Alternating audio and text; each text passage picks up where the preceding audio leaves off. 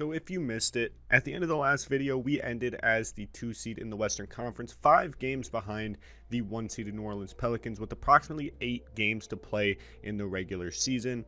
And to start this video, I began simming those 8 games, and we finished that 8-game stretch with a 7-1 record and go on a 7-game win streak, only to get our win streak spoiled by the Houston Rockets on the final day of the regular season. In those 8 games, we took a W to the Timberwolves 123-116, a W against the Lakers 114-86, a W against the Clippers 132-126, a W against the Warriors 126-100, a W against the Pacers 130-116, a W against the Sixers 123-103, a W against the Raptors 102-97, and then we end with a very close but very disappointing loss against the Rockets 107-109. So we managed to end the season with 8 players in double digits for scoring. Our number one option was DeAndre Ayton with 19 points per game, 13 rebounds, a steal, and 2 blocks on 56% from the field. Our second was Emmanuel Quickley, surprisingly, with 15 points per game, 4 assists,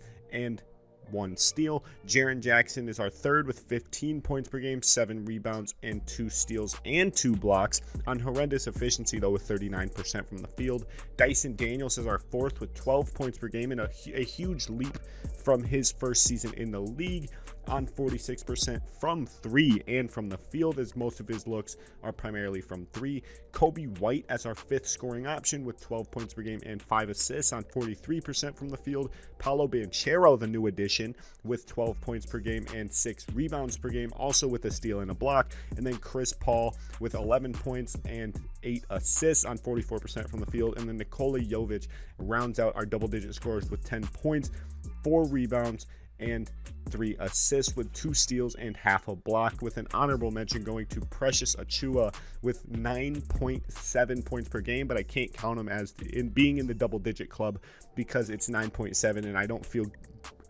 right rounding that up.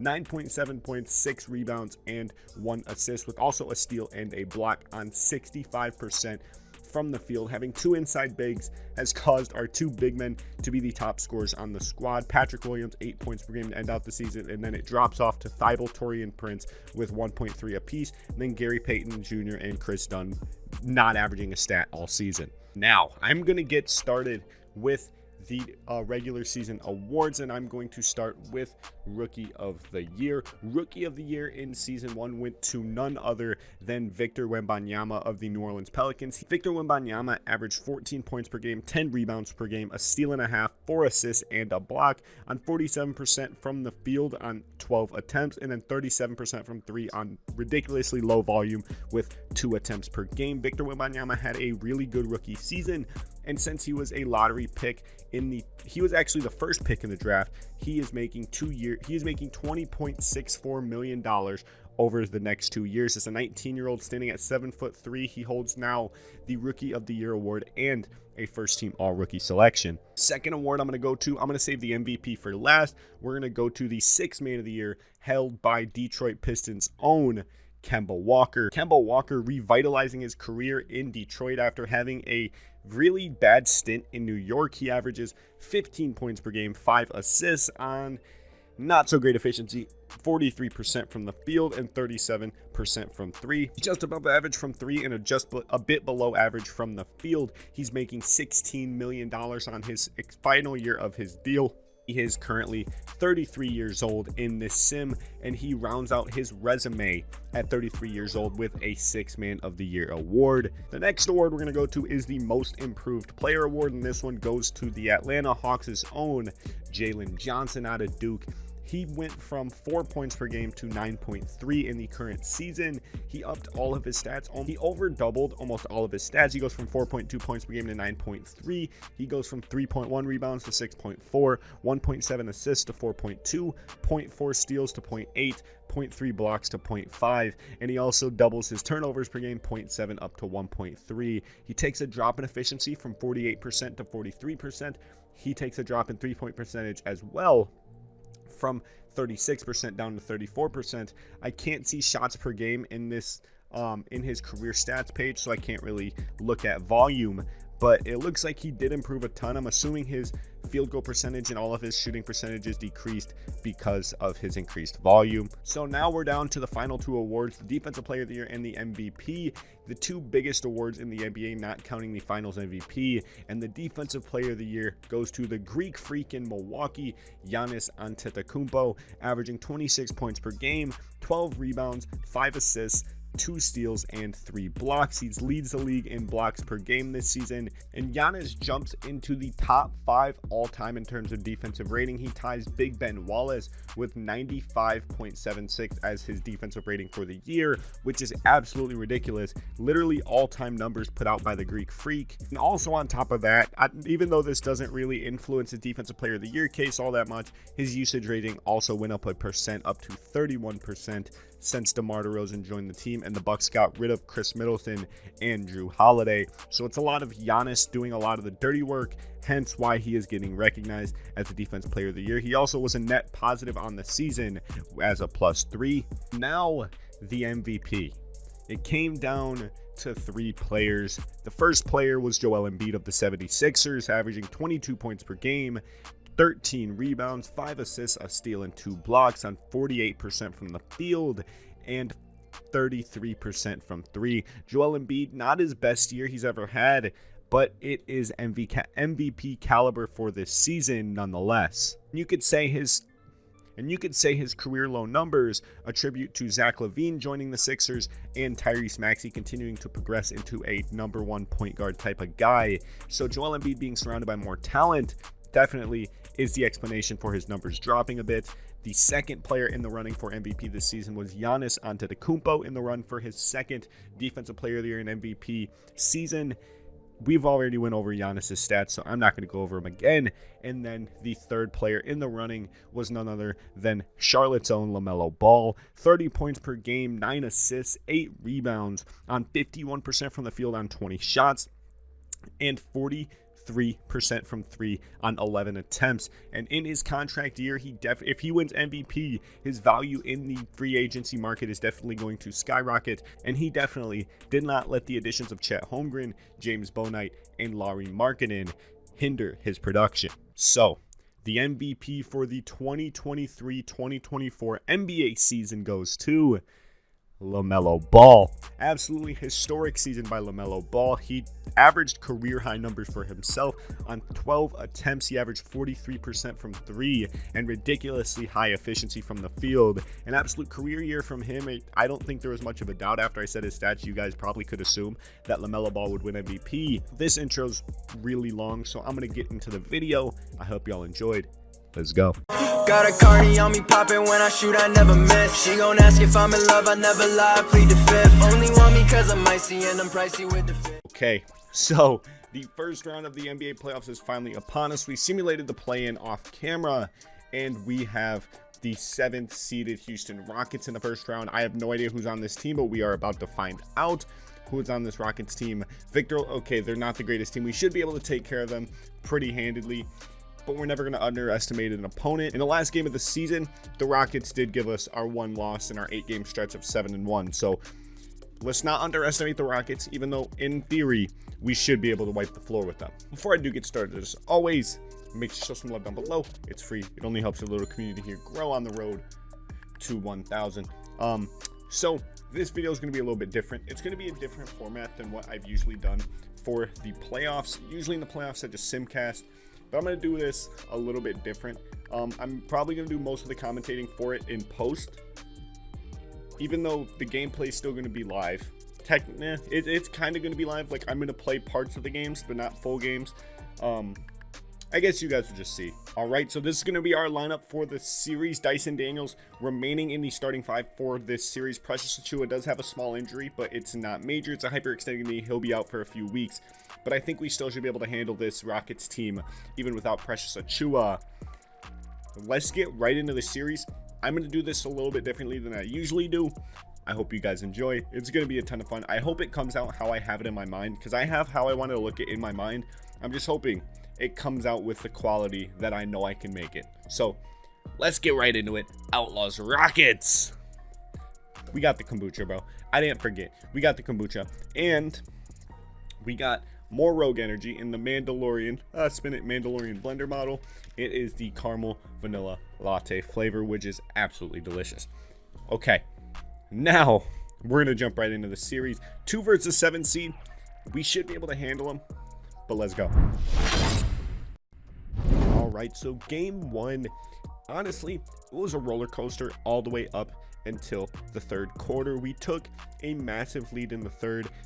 Really, the Rockets couldn't compete. They took a 3-point lead at the end of 1, and then we came back, made it all level at the end of 2, and then come the third quarter, we had a 36-point third quarter to the Rockets 29. We took a big lead. I know we took a 10-point lead at some point in the second quarter. Overall, though, I have to give a lot of credit to the Rockets team because they gave us an eye-opener coming into this series. Honestly, if you heard me talk before this series, I expected us to walk over the Houston Rockets team, use it as sort of a warm-up to get into the playoffs.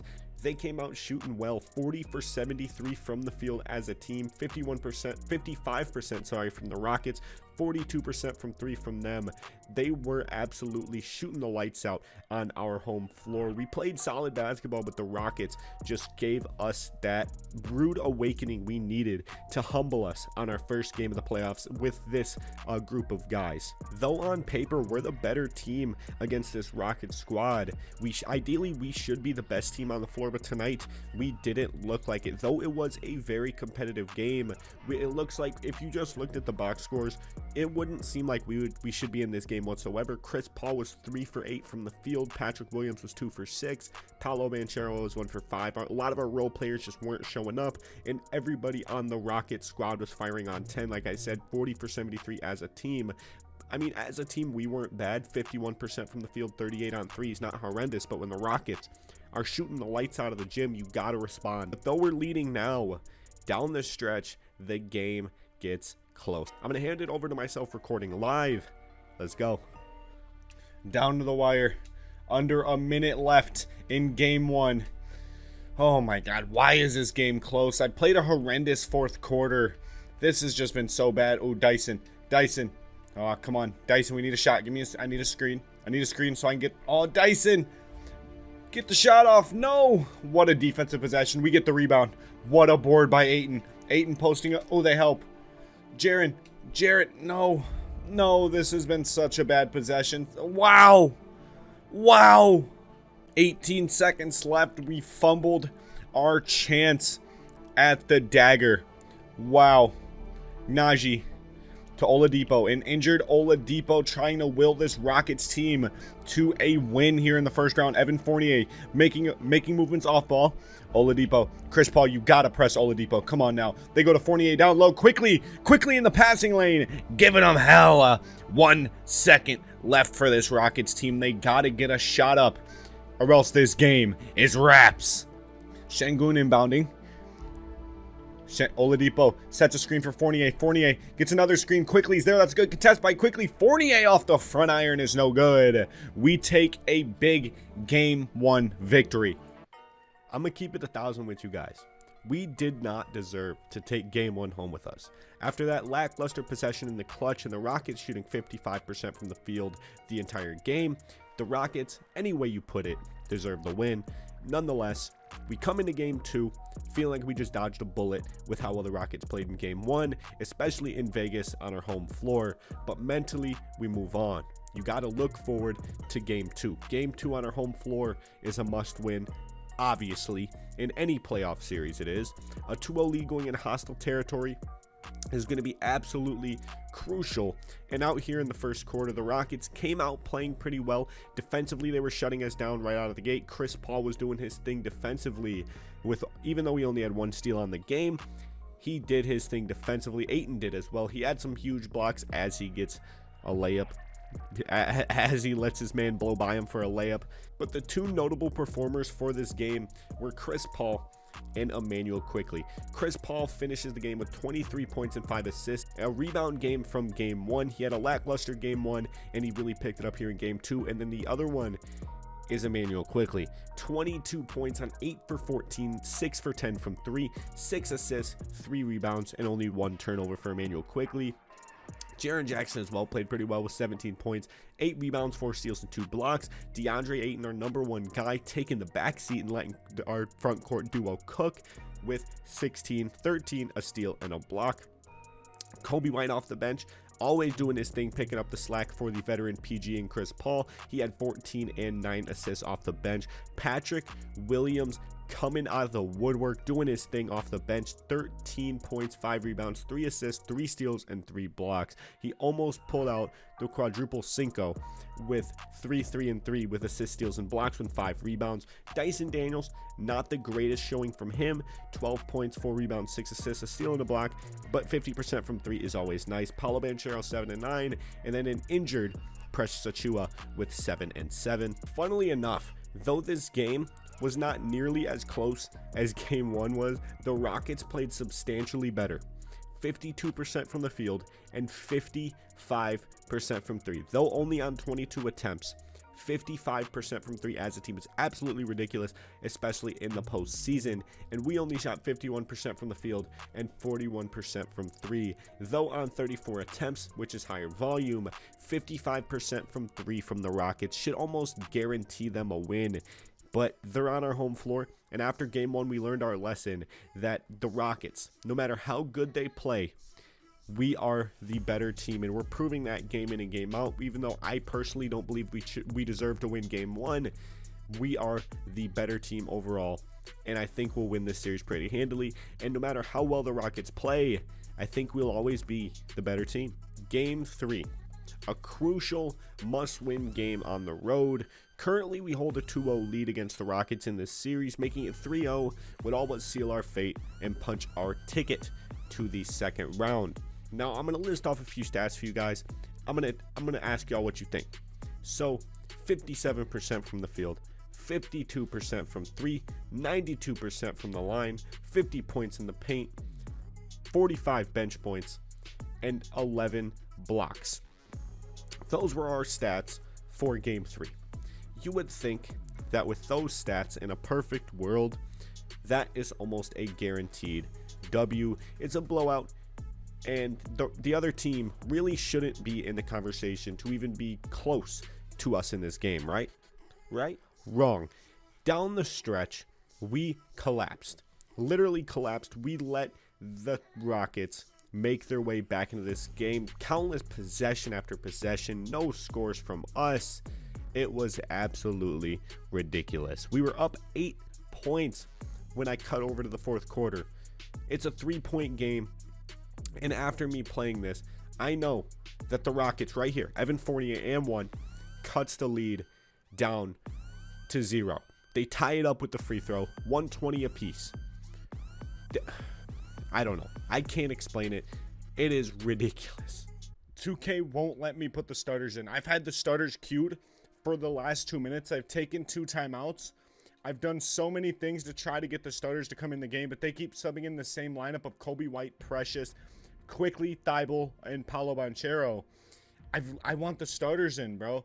I want the starters in. They won't let me bring in the starters. I don't understand. The Rockets have gone on a run. 0 points. That's cap. There's no way. 43 minutes. That's a lie. We haven't scored in the last probably 3-4 minutes in game, and the Rockets have been on 10. Evan Fournier and 1 to tie the game up. 2.5 to play here in game 3. We're looking to go take a 3-0 series lead. Precious Achiuwa with a block shot clock violation. Big stop. Mismatch. Paolo Banchero on Oladipo. Precious, what are you doing, Precious? Precious brought Sengun into the play when he was nowhere close. Why is Precious cutting back door there? Oh my God, Precious, we can't be having that, bro. Oladipo over Achiuwa, cannot get it to fall. Under 2 minutes to play here in game 3. It's still tied 120 apiece. We're going to look for a floppy here to Quickly.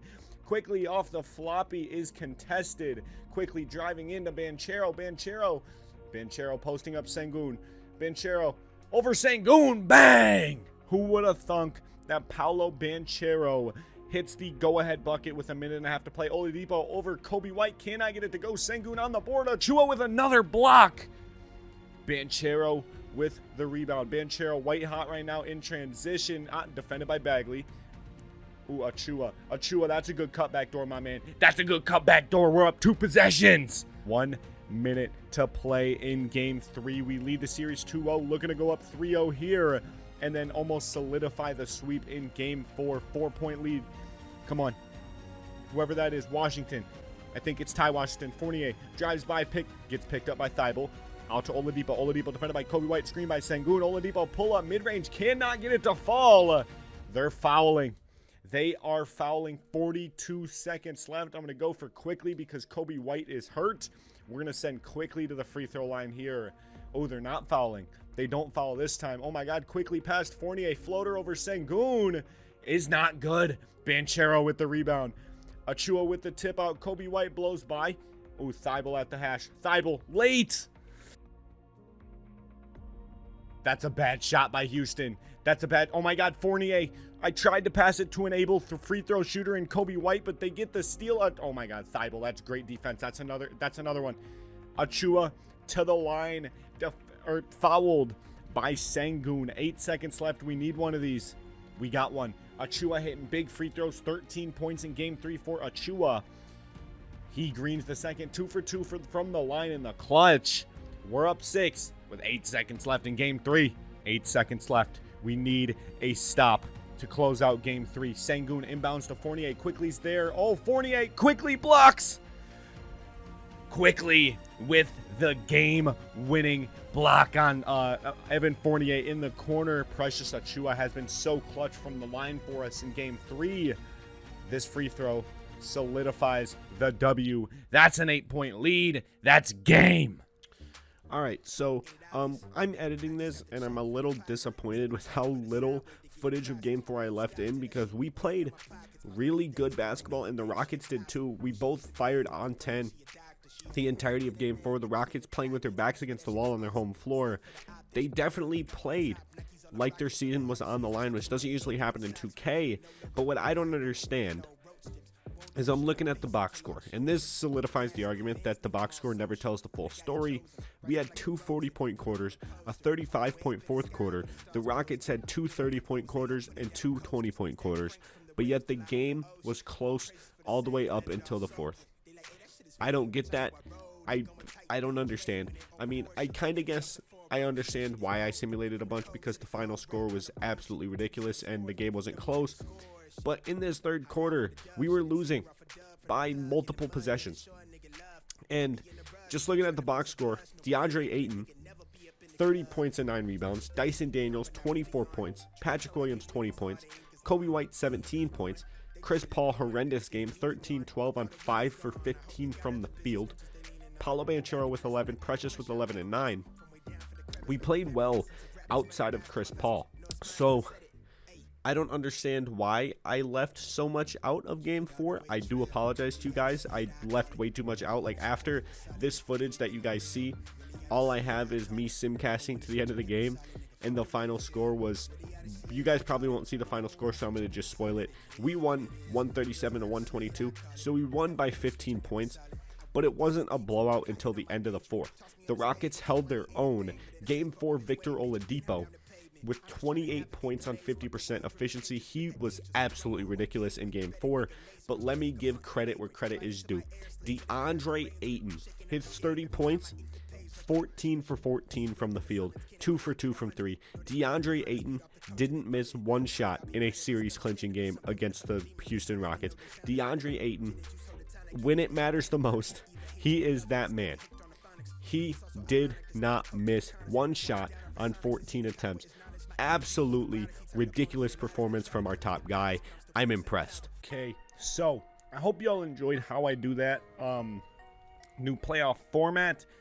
I feel like you'll make it more entertaining and a lot higher quality than just, simcasting through every single game. You guys actually get to see parts of the game. You get to see me play parts of the game, and we still go over it. And it won't take as long for me to do it in this format as it would if I played every single game. So we're most likely going to be playing the Dallas Mavericks in round 2. We are.